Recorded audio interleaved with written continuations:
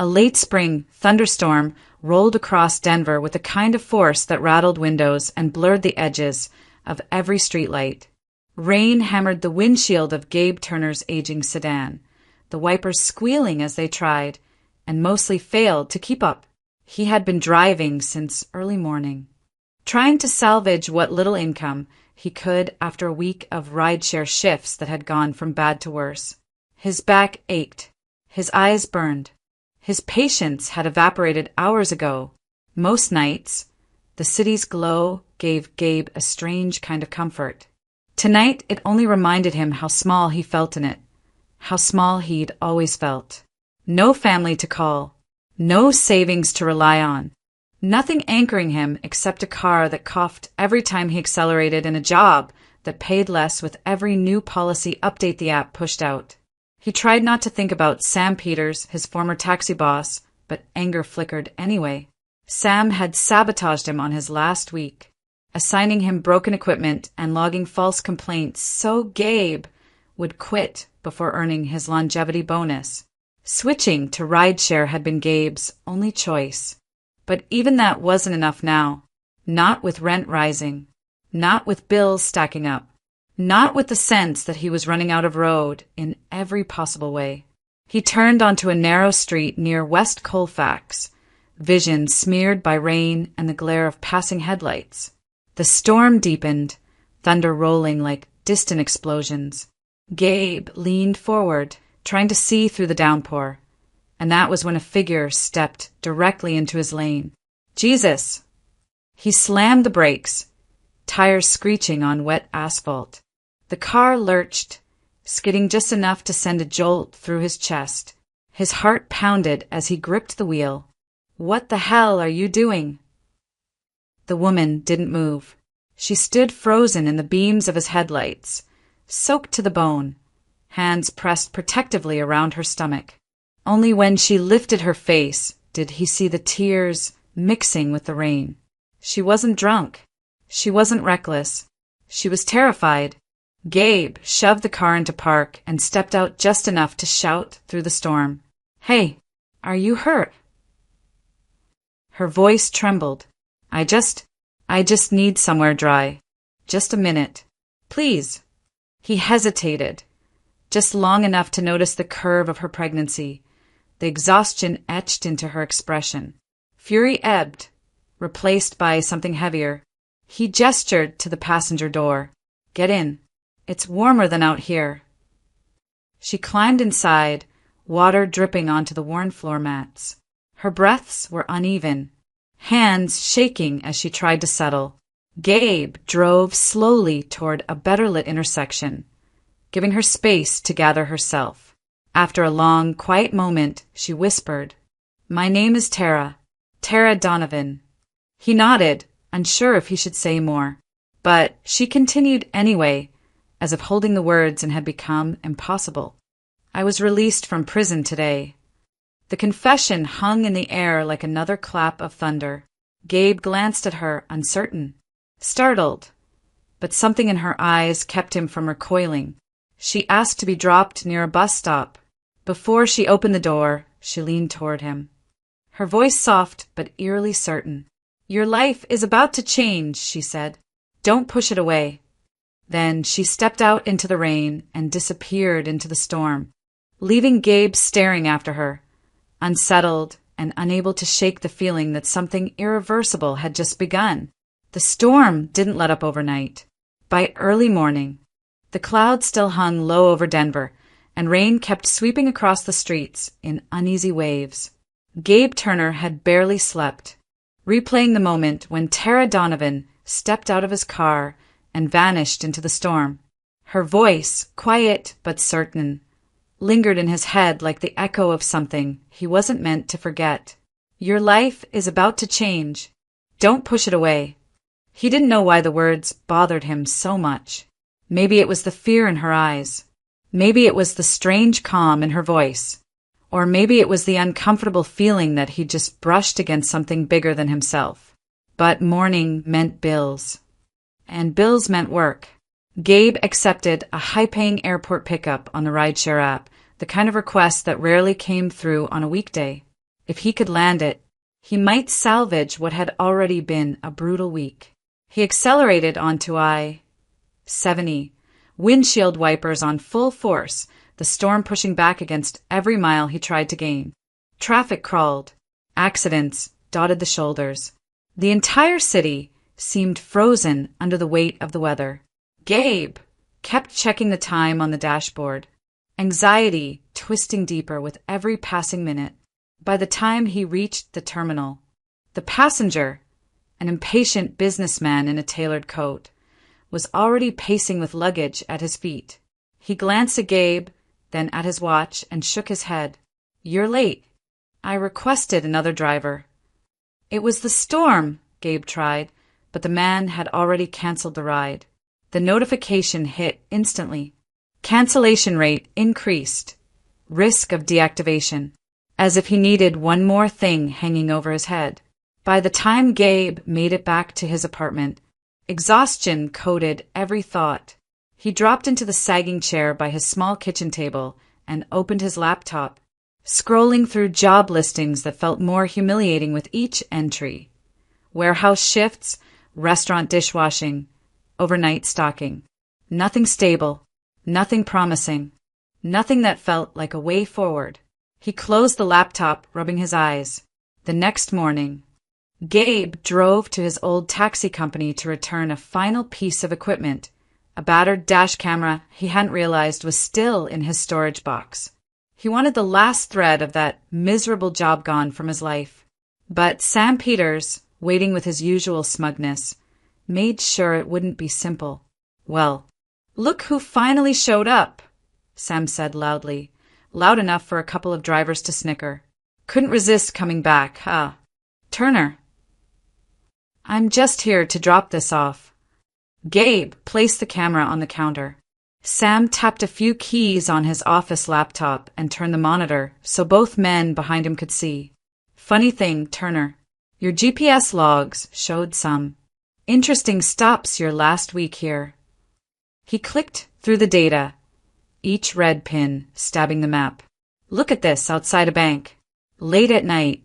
Twice." Gabe's jaw tightened. "I dropped someone off." "That's it." "Sure you did." Sam smirked. "Looks more like you were hiding cash runs, violating company policy, maybe even doing under-the-table pickups." "I don't work here anymore." "You did when those logs were recorded. And this," Sam said, tapping the screen, "is enough to get you blacklisted.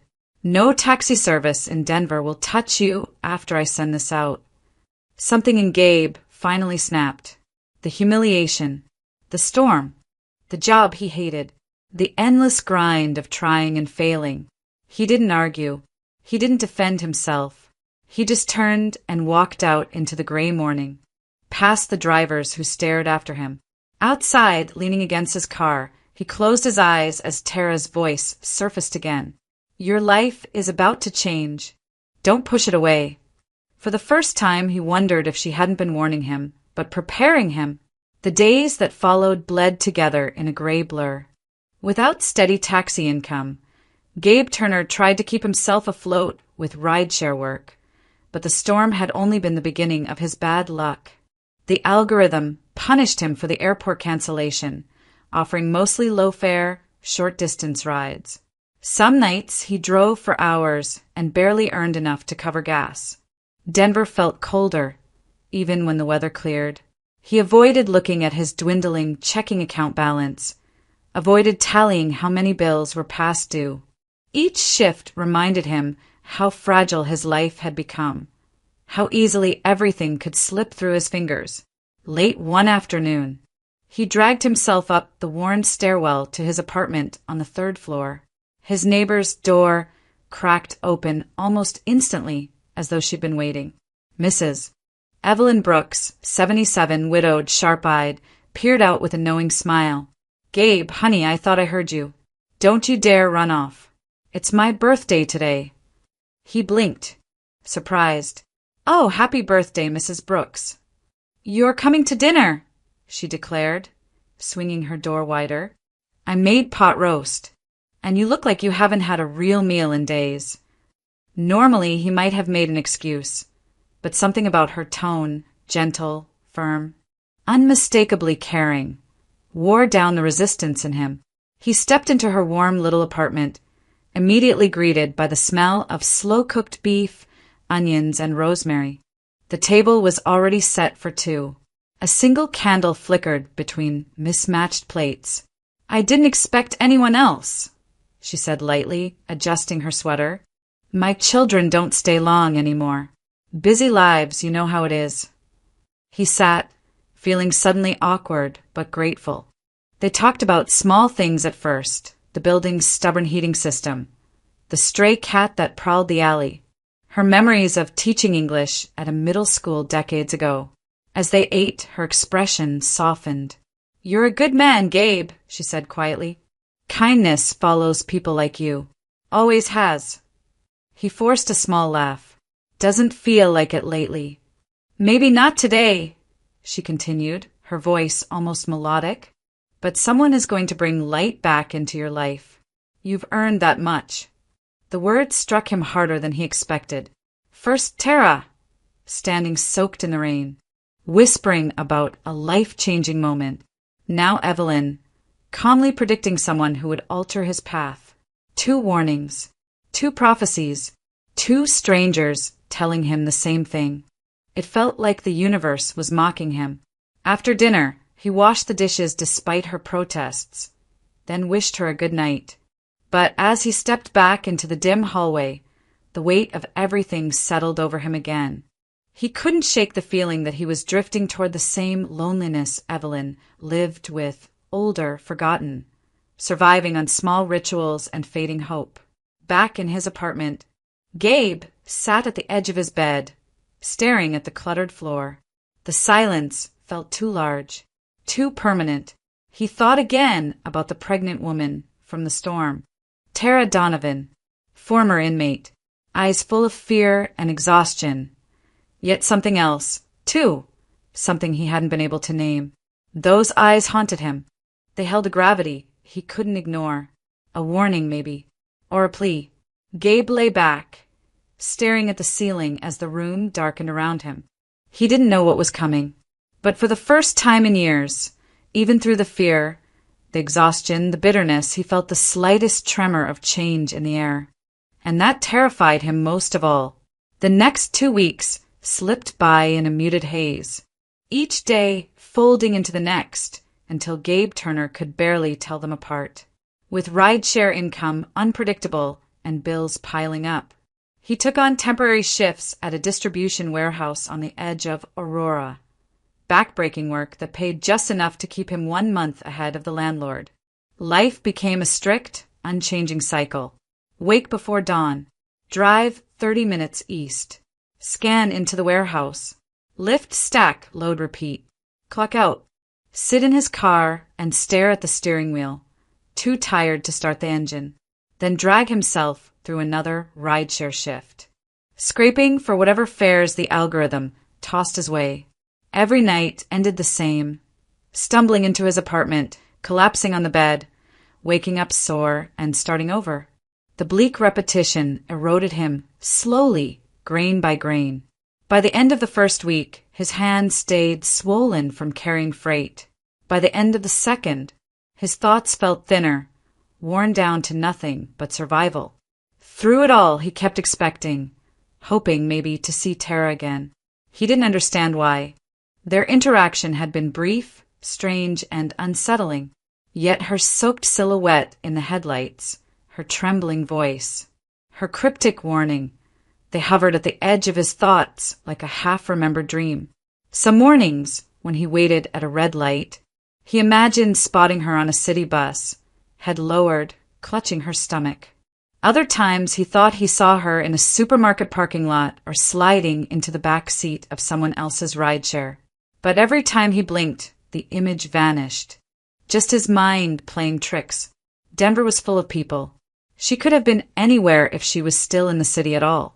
Still, her absence gnawed at him. Work, sleep, drive, repeat. The pattern hardened, unbroken.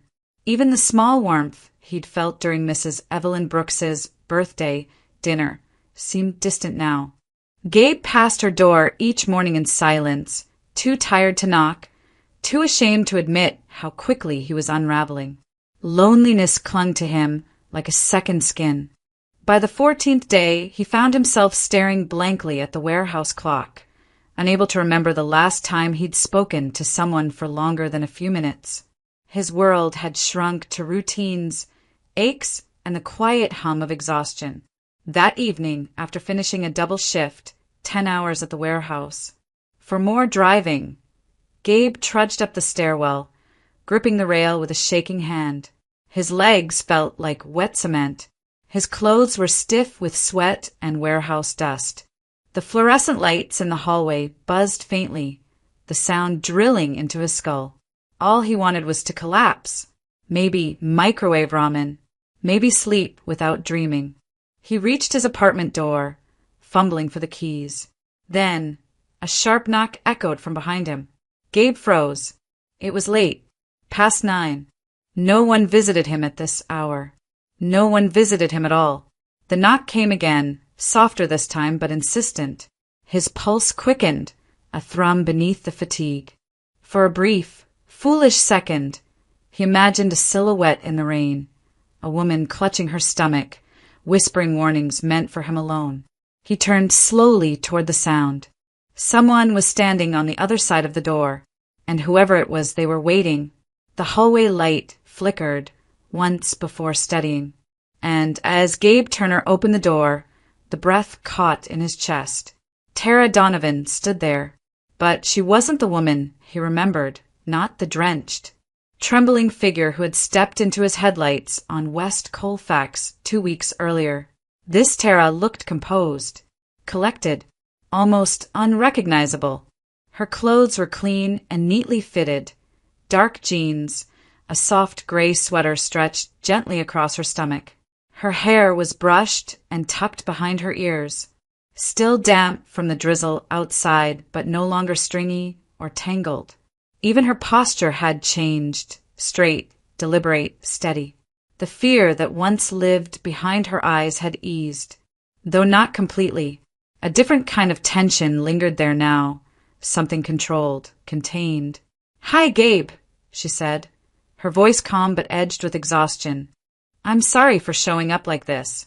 I've been looking for you." He could only stare. "Looking for me?" "For 2 weeks," she whispered. "Ever since that night." Gabe stepped aside automatically, as if pulled by something beyond logic. She entered quietly, her hands folded protectively over her stomach. The apartment felt smaller with her inside, the air heavier, charged with questions he couldn't begin to form. "Can I sit?" she asked. Yeah. Of course." He scrambled to clear a stack of mail from a chair. She sat slowly, exhaling as though she hadn't rested in days. "What happened to you?" he finally asked. "You look different." "The shelter helped," she replied. "A shower, clean clothes, a place to sleep." Her smile was brief, brittle. "But the rest, the part that matters, that's more complicated." Gabe stood awkwardly in the kitchen, unsure what to do with his hands. "Do you want something? Water? Tea?" "Dinner," she said softly. "I know that sounds strange, but I haven't had a real one since I left the shelter this morning. And I don't want to talk until we're sitting down." There was something in her tone, a seriousness that left no room for argument. He reheated leftover pasta, embarrassed by how meager it looked. Tara didn't complain. She ate slowly, methodically, as if every bite steadied her for whatever she needed to say. When the plates were pushed aside, she folded her hands on the table and met his eyes. "Gabe, I owe you the truth. All of it." Her voice trembled for the first time. "But I need you to understand something before I start." He waited.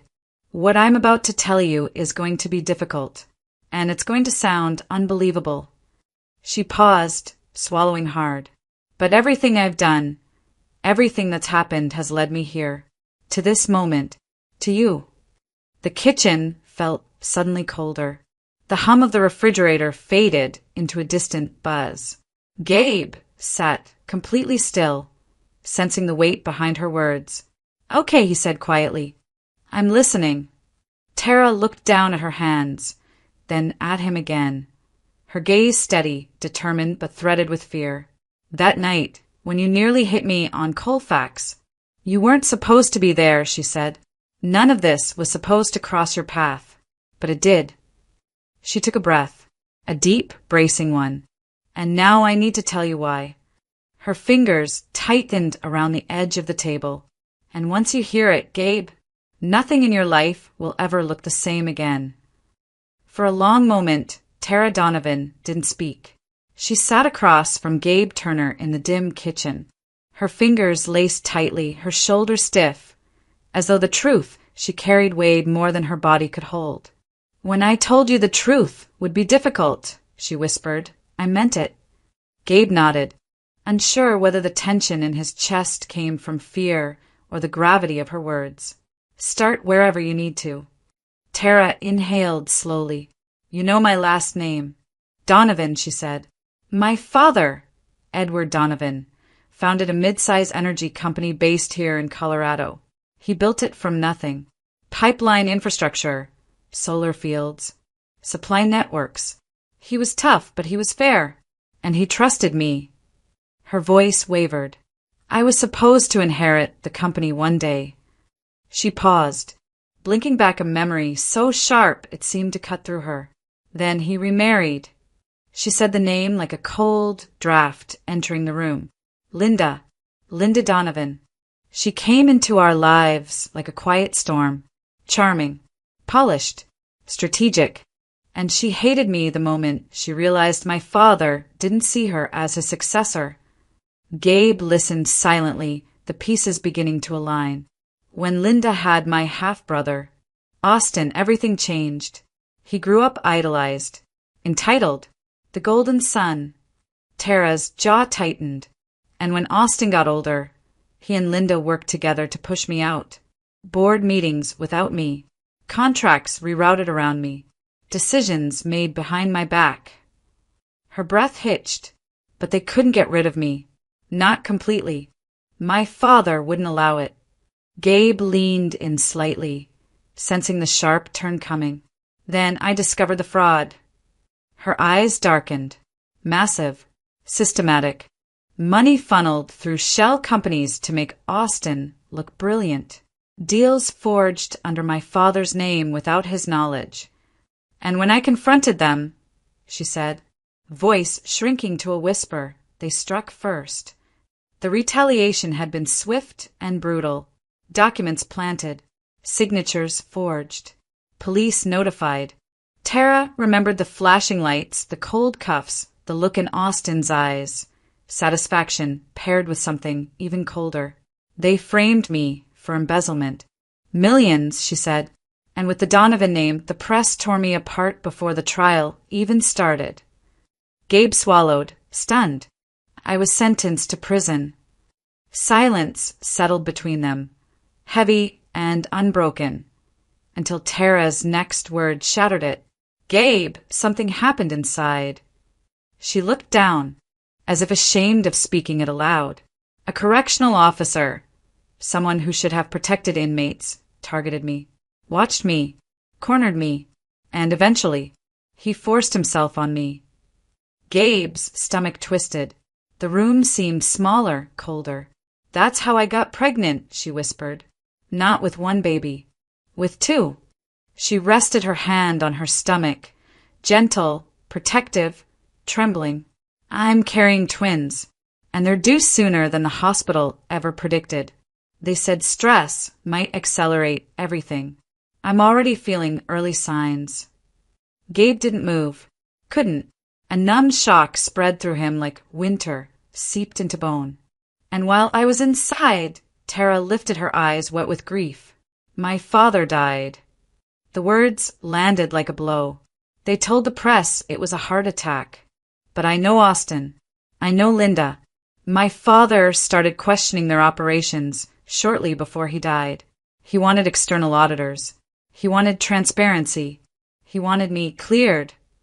Her voice cracked, and that made him dangerous to them. The kitchen's quiet hum filled the space where her breath faltered. That night, the night you found me in the storm, I had just been released. No money, no home, no allies. I couldn't go to a shelter and risk Austin finding me through public records. I couldn't go to the police. They would never believe an ex-convict accusing her wealthy family. Her gaze locked onto Gabe's with raw vulnerability. So I chose you. He blinked. Me? Why? Because in the rain you didn't look away, she said. You were the only safe person I found in this entire city. The only one who didn't treat me like a threat or a story. She drew a shaky breath. When I said your life was going to change, Gabe, I meant it literally. And for the first time since she began speaking, Gabe understood.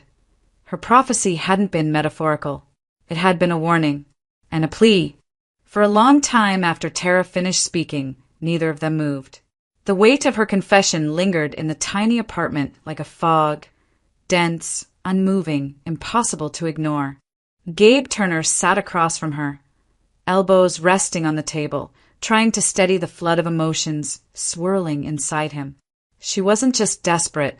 She wasn't just scared. She had been hunted, betrayed, cornered. And somehow, she had still found her way to him. Tara wiped at her eyes with the edge of her sleeve. I know I've dropped all of this on you at once. I know it's too much. Gabe shook his head slowly. No, it's just a lot to take in. Her breath trembled.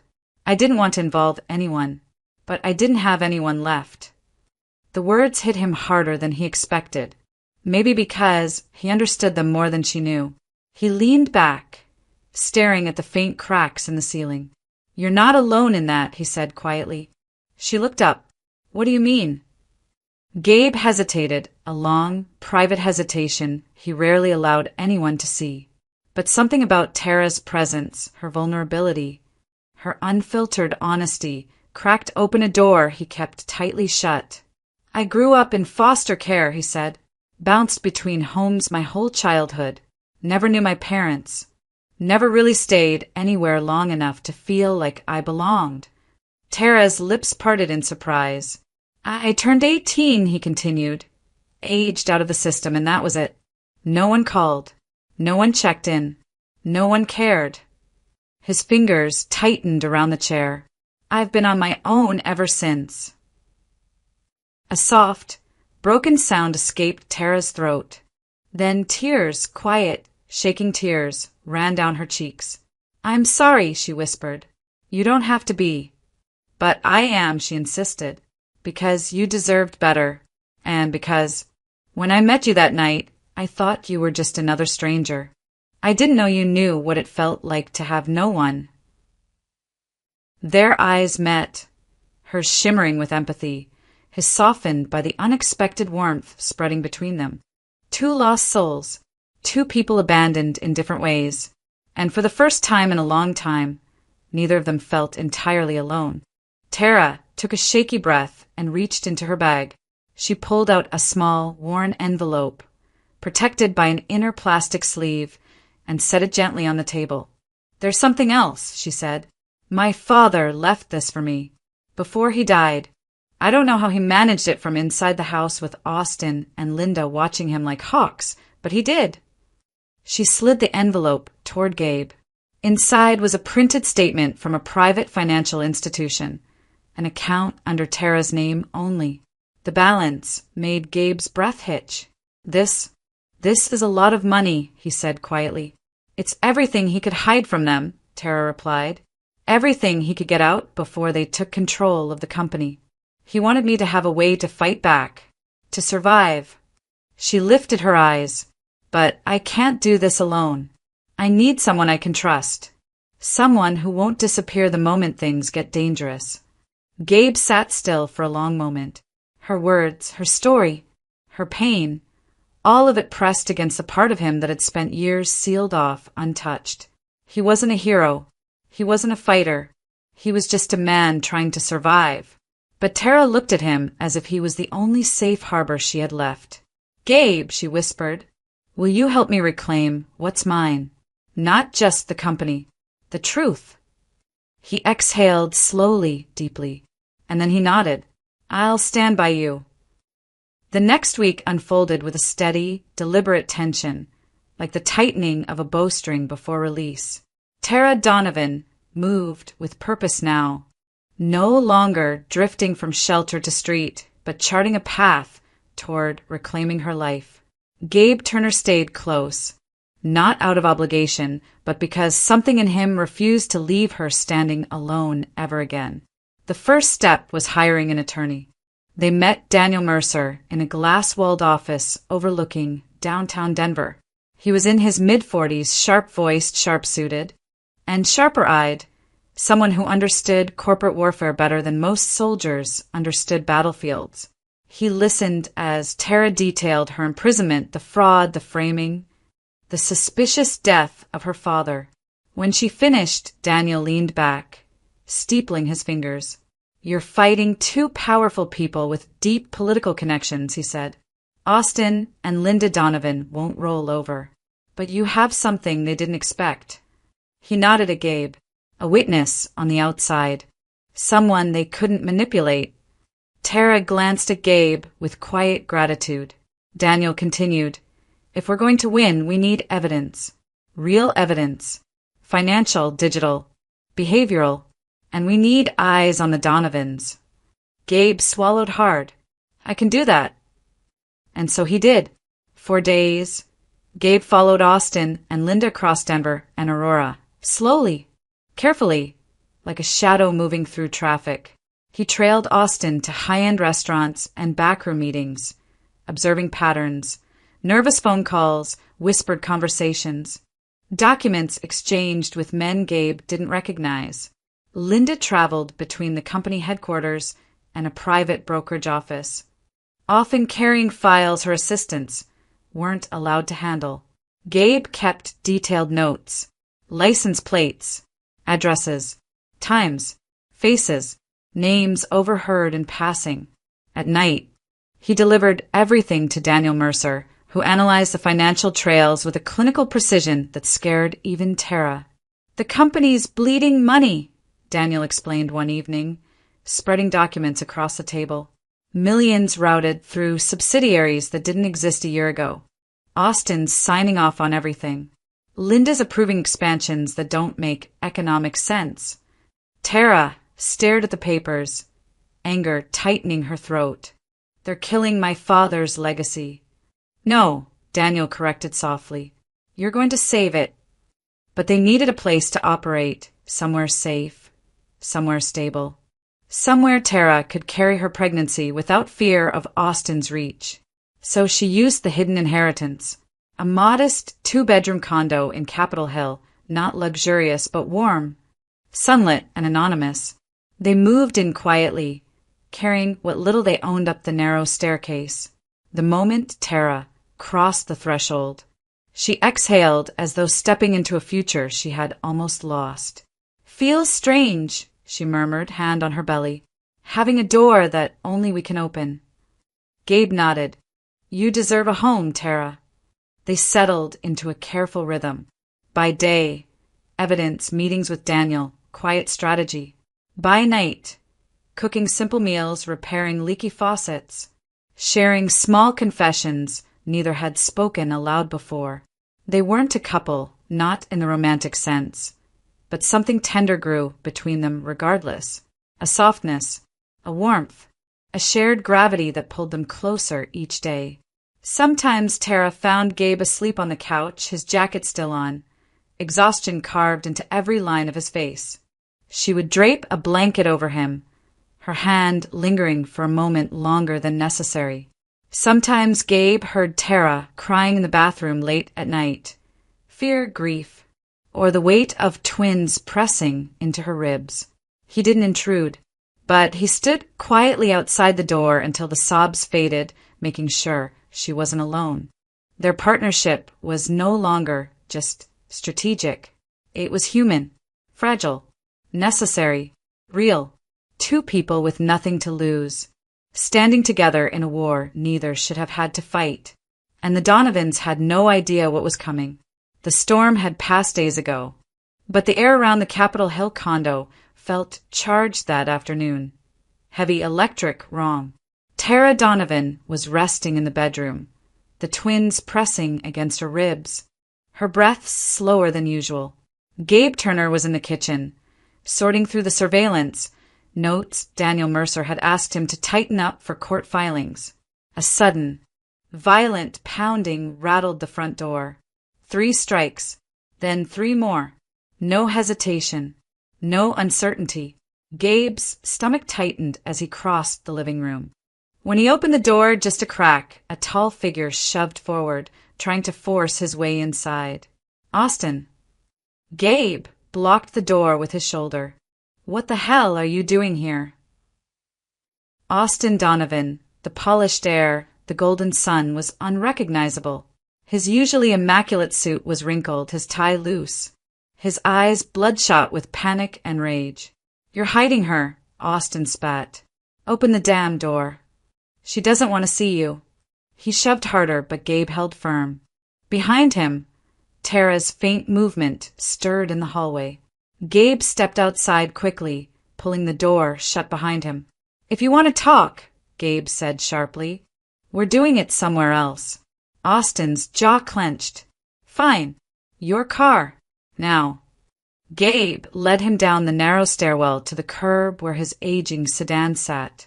They climbed in, Gabe in the driver's seat, Austin in the back like an unwilling passenger, pacing in a tight circle of agitation. He didn't waste a second.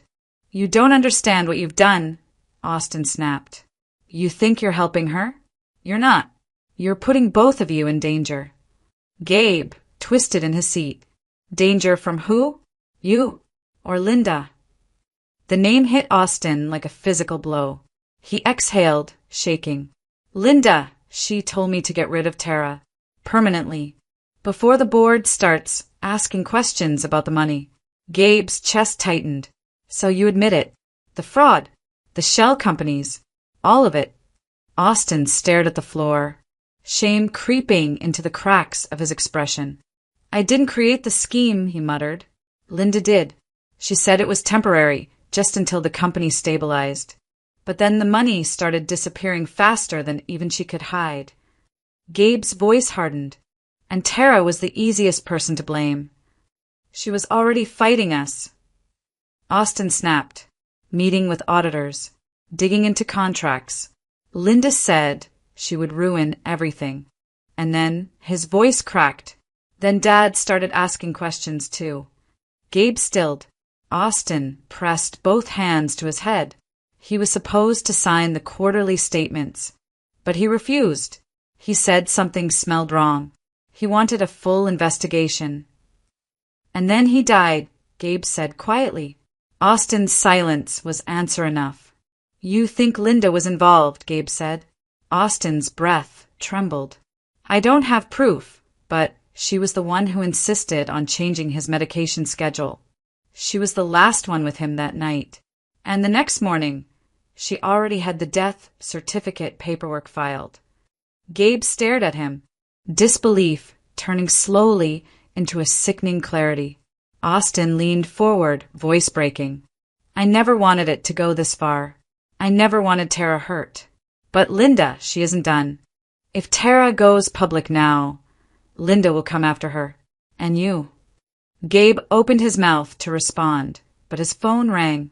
A single, sharp sound that sliced through the tension. "Tara." Her name flashed on the screen. He answered instantly. "Tara." Her voice was a thin, terrified whisper. "Gabe, something's wrong." A sharp gasp. "My stomach, it hurts. I can't. Hold on. I'm coming." The call cut off.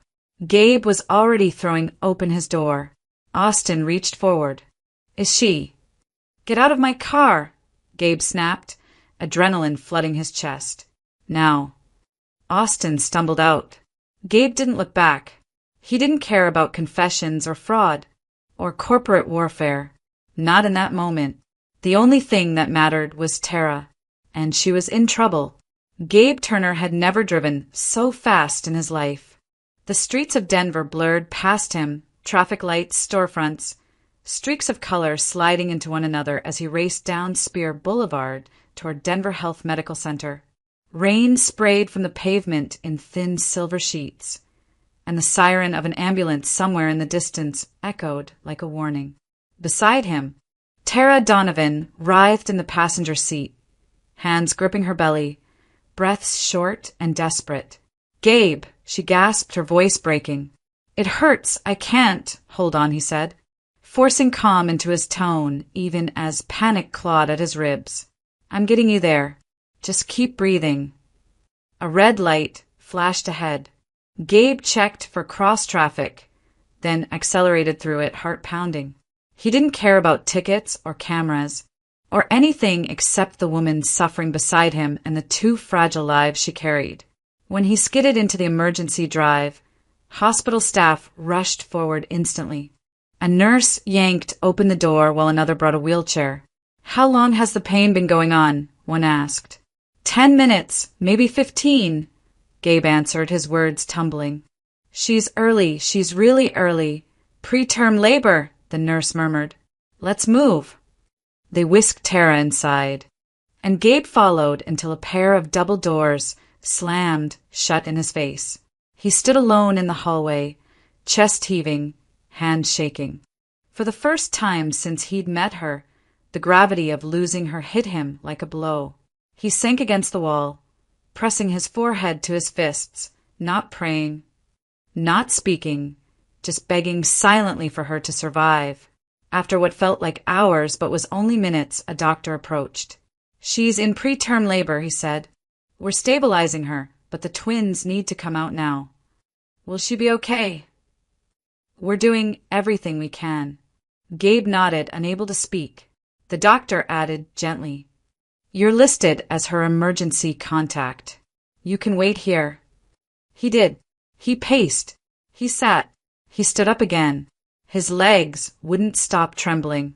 Nurses rushed past, carts rattling, monitors beeping. Every second stretched into an eternity. Then, finally, a nurse approached with a small, tired smile. "She wants to see you." Gabe followed her into a dim recovery room where Tara lay propped up on pillows, pale and exhausted but alive. A soft glow from the bedside monitor illuminated her face. She wasn't alone. Behind a glass wall, 2 tiny incubators held the smallest babies Gabe had ever seen. "The twins," Tara whispered.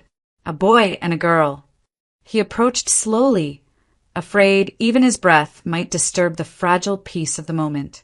"They're alive," she added, tears gathering. "They came early, but they're fighters." Gabe swallowed hard, his throat burning, just like their mom. She reached for his hand, weakly but intentionally. Her fingers trembled as they curled into his. "I need to tell you something," she said, her voice barely above a whisper. Before all of this, I already cared about you. I tried not to. I tried to keep you safe by staying distant, but you kept showing up. You kept choosing me." His chest tightened. She wasn't making a declaration. She was confessing something she had fought against until she no longer could. "Tara," he breathed, kneeling beside her bed. "I don't have anything left except the truth," she said. "And the truth is, I love you, Gabe."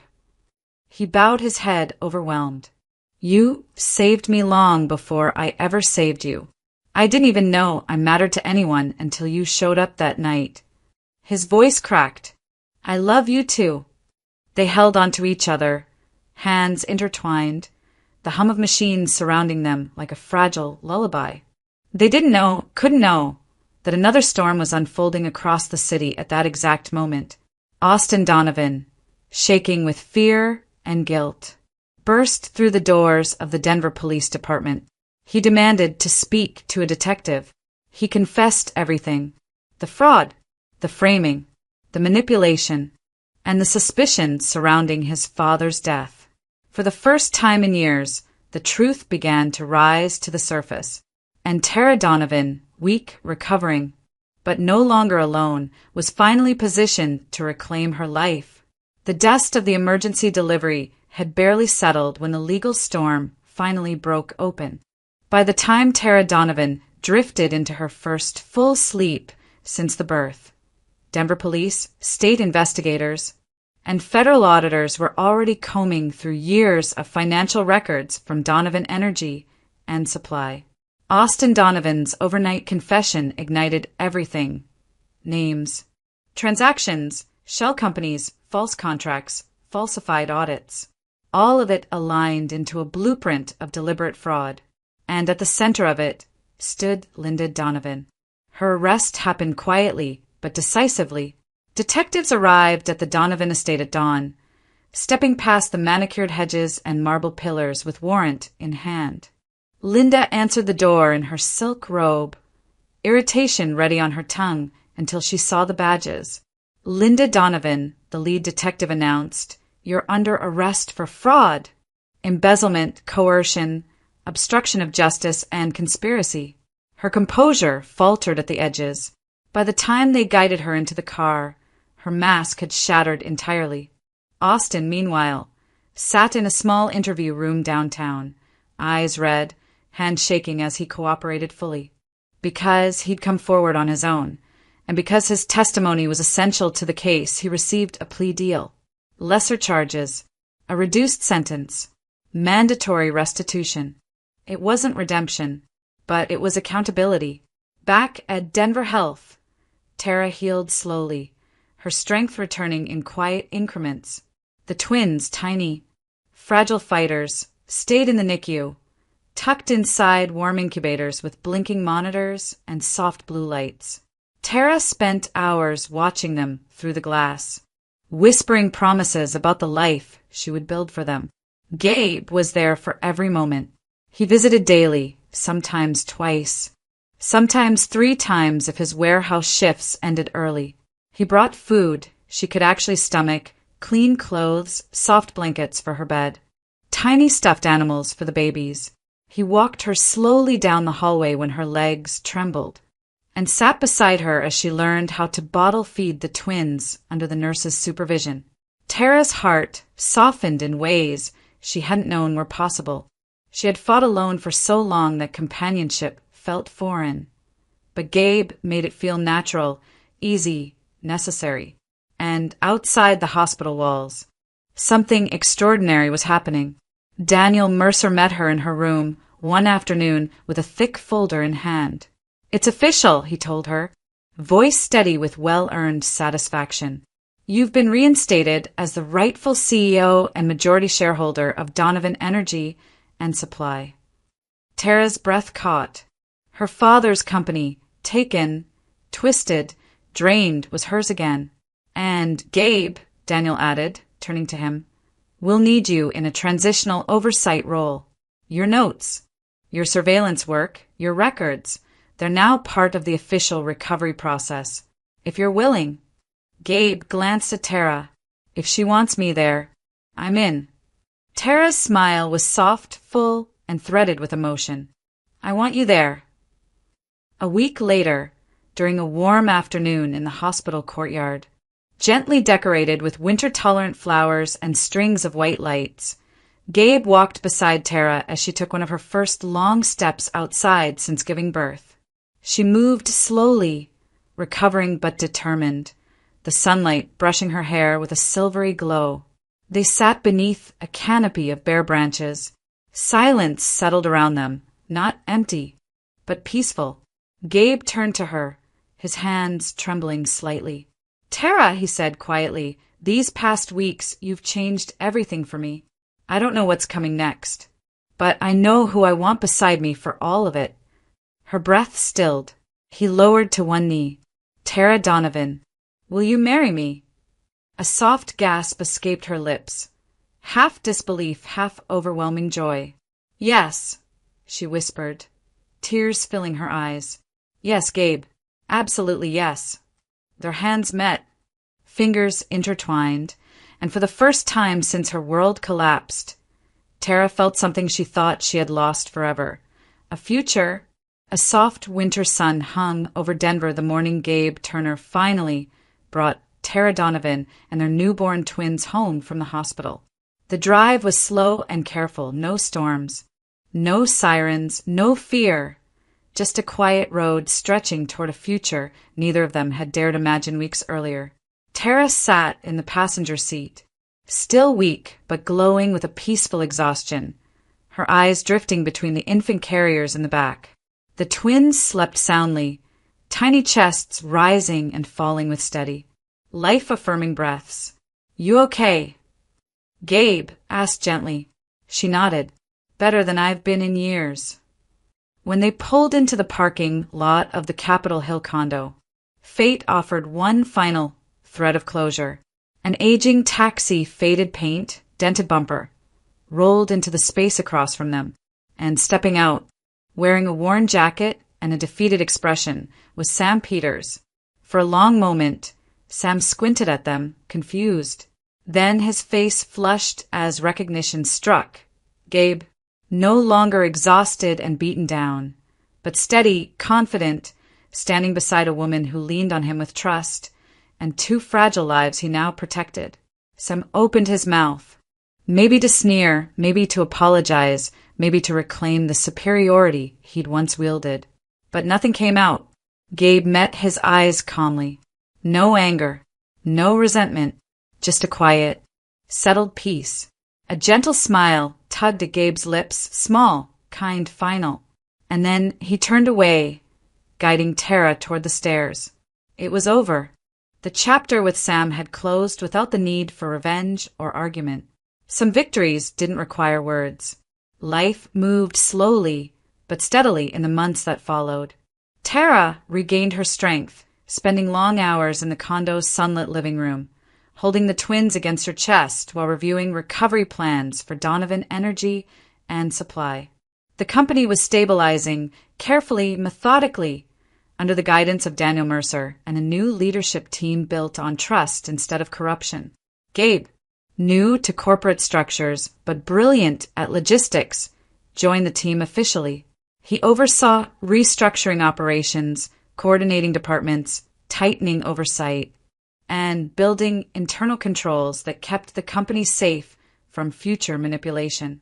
His practical mind and lived humility grounded the entire process. And Tara? She grew stronger every day, physically, emotionally, spiritually. The shadows of her past didn't disappear, but they no longer defined her. The twins thrived. Their early fragility transformed into healthy, bright-eyed energy. Nurses and doctors called them miracle babies, fighters from their first breath. When spring warmed the air, Tara and Gabe held a small wedding ceremony in a quiet Denver garden. Nothing extravagant, just a circle of a few close friends, a scattering of white chairs, and sunlight threading through the branches above them. Tara wore a simple ivory dress. Gabe wore a charcoal suit with sleeves slightly too long. The twins slept in a double stroller nearby, swaddled in matching blankets. When they exchanged vows, Tara's voice trembled. "You saved my life," she whispered. Gabe shook his head slowly. "You gave me one." Their kiss was soft, honest, full of calm joy. A family built not from tradition, but from survival, healing, and choice. Later that evening, after the guests drifted away and the twins settled into sleep, Gabe stepped onto the condo balcony. The city lights shimmered across the skyline, each one blinking like a small promise. He leaned on the railing and closed his eyes. Mrs. Evelyn Brooks's voice returned to him, warm, steady, filled with quiet certainty. "Your good day will come." And then Tara's trembling whisper from the stormy night they first met. "Your life is about to change. Don't push it away." He opened his eyes, staring at the home behind him, the wife he loved, the babies he would raise, the life he had somehow stumbled into. Both prophecies had come true, and for the first time in his memory, Gabe Turner felt completely, unquestioningly whole.